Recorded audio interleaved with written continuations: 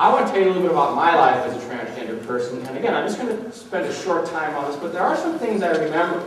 Probably a good example of Adlerian psychology, where you remember those things that are important and you kind of trash the rest. I have a few memories of growing up. My first memory is going to church with my family.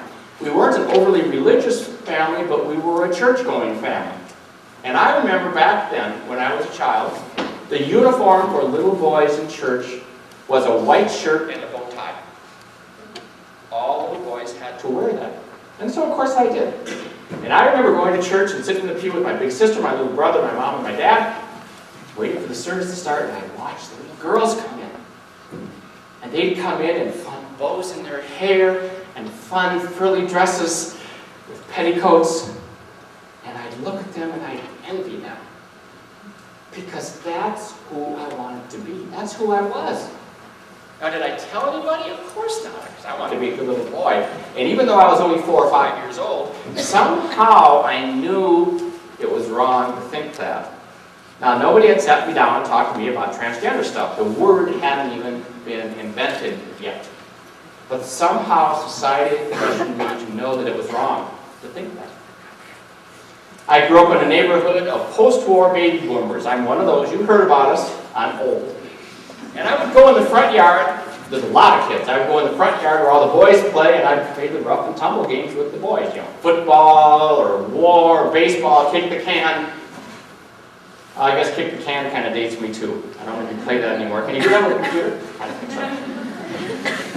And then I would go in the backyard and I'd play house with the girls. Now I'd be the daddy or the little boy or the dog, whatever they happen to be.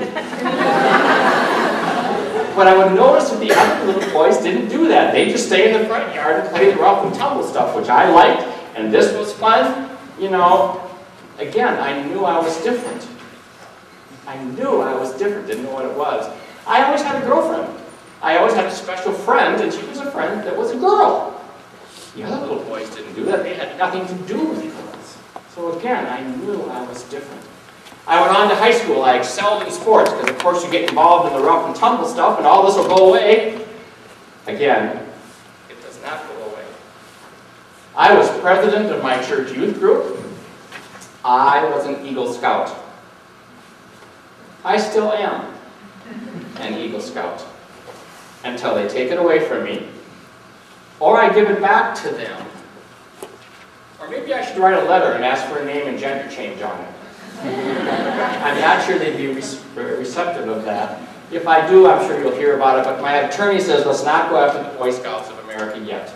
It's not high in my priority of things to do, so I probably won't. I was lucky enough to go on to college.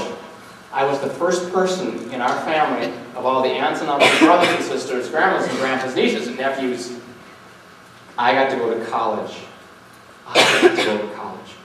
And because I so wanted to fit in and be like everybody else and succeed in college, I became the president of my college fraternity. If they could only see me now. I just wanted to be like everybody else.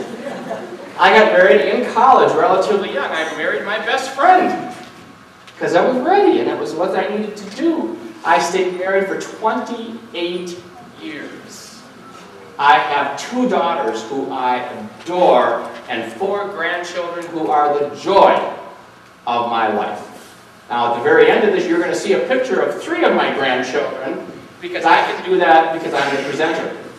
I can show you whatever I want to show you. So, at the very end, you're going to see that.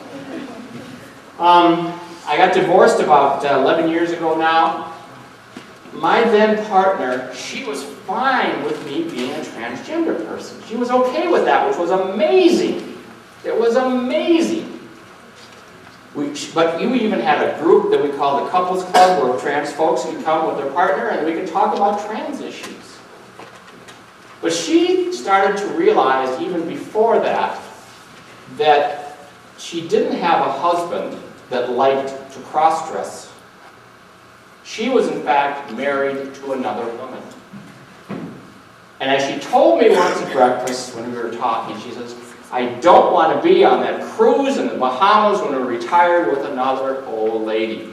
I want to be there with an old man. And I could not be her old man.